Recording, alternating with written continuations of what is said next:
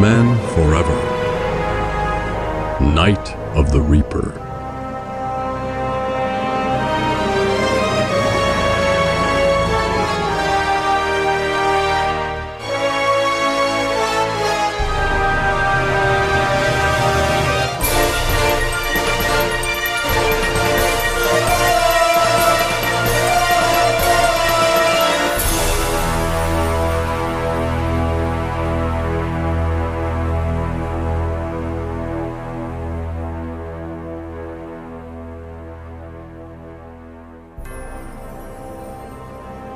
It had been a year since Dick joined me as Robin.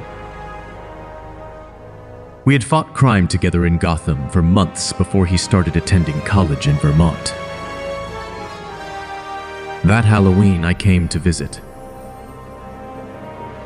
But it wasn't just for a social call. I had been tracking Colonel Schloss, a Nazi, better known as the Butcher. It was a nickname he earned from torturing and killing innocent people during the war. My source was a concentration camp survivor, Dr. Gruner, who had been a victim of the Butcher's cruelty. He informed me that he heard the Colonel was in hiding in Vermont and would be at a local Halloween party, disguised in a costume. To track down Schloss, I'd need to figure out whose party he was attending. So I donned a costume of my own.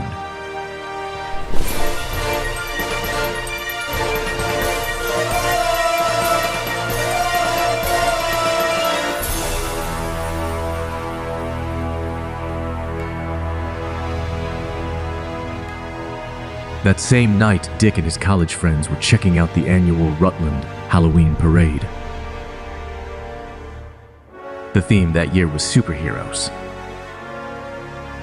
Naturally, there were people dressed as Batman and Robin. But someone had been taking the costumes too seriously. Dick saw a gang of criminals beating up another college kid in a Robin suit. True to his night job, Dick intervened and fought them. But when his friend, Alan, stumbled into him, the criminals took advantage of the opportunity. Dick was too dazed to go after the gang as they ran off. Recovering from the hit, Dick asked the boy in the Robin suit why they attacked him. The boy wasn't sure but believed the gang was under the impression that he was the real Robin. As Dick's friends looked around, they realized that their colleague, Alan, had wandered off. Dick went to search for him and changed into his Robin suit in case he ran into more trouble. As he explored the woods that evening, he came across a shocking sight. It was Batman, dead, with a metal stake in his chest pinning him to a birch tree. Thinking it was me at first, Dick got closer and, to his relief, saw that it wasn't. The face under the mask was unknown to him. The costume itself was cheap and shoddy. Dick wondered if he had come from the same Halloween party that I was in town to investigate. He tried to look at the ground for more clues, but as he searched, a shadow fell over him. Robin looked up and saw a horrific figure in a black hood and cloak. The face of a skull peered at him under the hood, and in his hands, he held a scythe. The man had donned the very image of the Grim Reaper himself. The Reaper swung at Robin, who dodged the blade. But Dick had been used to fighting in the Gotham streets. He had never fought in a forest. His boot got caught on stone, causing him to fall over the edge. He tumbled down a cluster of rocks toward a stream below, going unconscious. Luckily for Dick, I had been in the area when I found him. I pulled him out of the lake and alerted my source, Dr. Gruner, who met us by the stream. He explained how the attack on the boy in the Robin costume may have been connected to Colonel Schloss. For years, Schloss's men had been tracking him after he had stolen gold from the Nazi party. These men were now coming to reclaim the gold, but knew of Batman and Robin's reputation. The doctor reasoned that they would try to get us out of the way first, which meant that the thugs Dick fought off were the same men hunting after the Colonel. They likely were the ones who killed the man in the bat suit. As we listened, Robin presumed that Colonel Schloss knew that his men had found him and had become the Butcher again, donning the guise of the Reaper. Naturally, he wanted to help me continue the investigation, but I ordered him to recover as I moved towards the mansion nearby that was hosting the Halloween party. This seemed to be the place where I could find Schloss. I spied through the windows and stared at the scores of men wearing their own homemade batsuits, wondering if this is what Batman had become. Once, I had been a symbol of fear. Now I was a cheap Halloween costume, one that evil had just preyed on. Had Batman lost his meaning? As I thought this through, I heard someone cry out. I took off and found that it was Dick's friend, Alan. He had stumbled upon another corpse. This one wasn't in a batsuit, just ordinary clothes. But the man had been stabbed in the heart with a long, wide blade.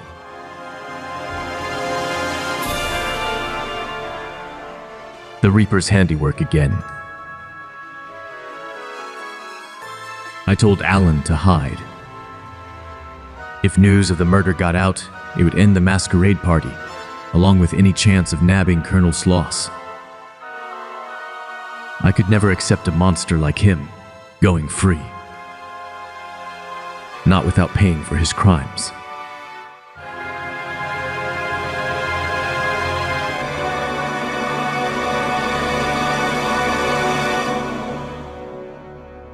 Looking back at the mansion, I noticed a light blinking. Some blinks were short, others long. Someone at the party was using Morse code. I headed to the mansion and snuck inside, spotting a man guarding a door. It didn't take long for me to bring him down. I knew his cohort would be inside, sending out the message. As I went in, the man turned and spotted me, drawing his gun. He never got a shot off. I brought him to the edge of the roof.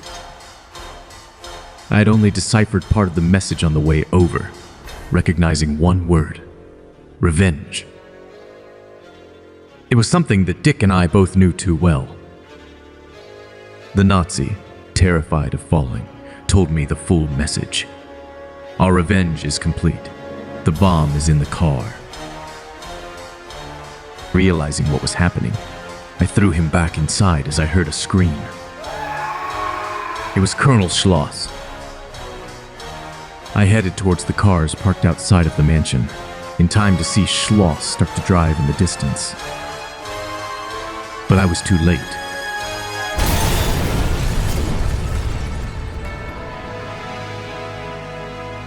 Schloss had finally paid for his crimes, but not the way I wanted. As I looked over the fiery remains, Robin joined me, telling me it wasn't my fault. Maybe he was right, but 3 men were dead, and one was an innocent whose only fault was dressing like me. Robin tried to reassure me that this was over. The Butcher was dead. His Nazi friends had just gotten him. All we could do was bring the men I caught to the local police. But something didn't sit right with me. If the Nazis had killed the imposter Batman, why would they have left him pinned to a tree? Why not cover their tracks? Then, there was the matter of the scream I heard before the car exploded. Why would Schloss scream before knowing that his car would explode? As I thought it through, I sifted through the remnants of the car. Inside, I found a brass earring, a fake. One that seemed to belong to a Halloween costume. That's when I knew the Reaper was still out there. Robin wanted to help, but I told him to question the partygoers on what costume they saw Colonel Schloss wearing. I then searched the outskirts of the mansion, but found nothing. When I met with Robin again, Dick confirmed what I had suspected. Colonel Schloss had worn a costume at the party, but not a Grim Reaper, a pirate costume. There was never a task I hated more, because now I knew who really was behind the mask of the Reaper. I deduced that he must have gone across the field toward the stream, the site of his first killing, where he killed the man dressed as Batman. It was nearly dawn as I stalked my quarry, finding him by the water. I called out to him. "You can't escape from me, or yourself, Doctor." The Reaper removed his skull mask, showing the face of Dr. Gruner. It should have been obvious from the start. The Nazis chasing Schloss couldn't have known that Batman would be in the state, unless Gruner had told them. This had all been an elaborate vendetta. He had lured the Nazis to find Schloss at the party, while making Robin and I believe that Schloss had been the one committing the murders in the Reaper costume. Once he saw they had planted the bomb in Schloss's car, he killed one of them and headed towards the party. The scream I heard was the Reaper chasing Schloss, terrifying him and luring him to his death as the man fled to his car to try to escape. Nothing would be connected to Gruner. It was only when I discovered the fake earring in the car that it came together. If Schloss had been the Reaper, there would have been no need for him to wear a pirate costume. The Reaper had to have been someone else. The only thing I didn't know was why he had murdered the man dressed in my costume. Gruner revealed that the victim had been Schloss's personal chauffeur, killed to ensure that Schloss would be the one to start his car as it exploded. The Reaper had dressed the chauffeur's body in a batsuit to lure Robin and me to the party. He needed us close to catch the Nazis after they assassinated the colonel, so we wouldn't notice his escape. I could understand Gruner's desire to avenge himself, but the chauffeur was an innocent, unaware of Schloss's history. Gruner scoffed, though, claiming that no man who worked for Schloss was innocent. He shared to me about his mother, his father, and his sisters in the concentration camps, all murdered by the butcher known as Schloss. "Who are you to judge me?" he demanded. "You, who have not witnessed the horror of those days." I replied, "True, I have no right to judge, but neither do you." He didn't listen. The Reaper shared about the nightmares from his memories that had haunted him all these years. I knew exactly how he felt. Nightmares had haunted me all my life. We stood facing each other, two costumed figures who had lost the ones we loved when we were children. He was only different from Robin and me in one thing. He was willing to take a life. The Reaper swung his scythe, but I dodged it. I didn't want to hurt him. I just needed to bring him in. He took off running, moving fast for a man his age. Something in me wanted to let him go. I saw some of myself in him, like I had done with Dick a year ago. But I knew his way was wrong. I chased the Reaper up to the edge of a dam.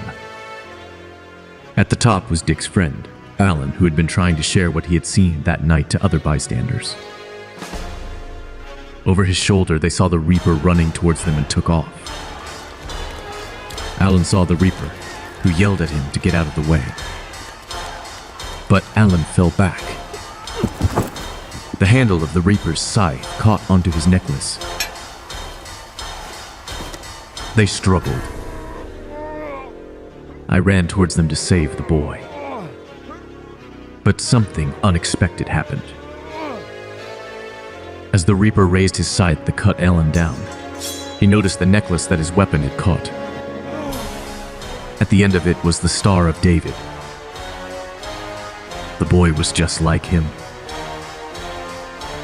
As I got closer, I could read the doctor's face. The horror of realizing what he had become. He recoiled, moving back towards the edge of the dam. I called out to him, "Doctor, don't step back." But I was too late. The Reaper lost his footing, falling over the side. He reached the ground in seconds. Too fast for me to shoot the grapnel to save him. The night of the Reaper was over. The doctor had been a reflection, a phantom. Not of who I was, but who Robin and I could have been if we had gone down another path. If we had let our pain define us. Perhaps Batman wasn't just an empty Halloween costume after all. Nor was he just a symbol of fear, like I had intended. Perhaps he was a symbol. We didn't have to become the darkness that created us. There was always another way. A way that Robin and I would continue to walk. Forever.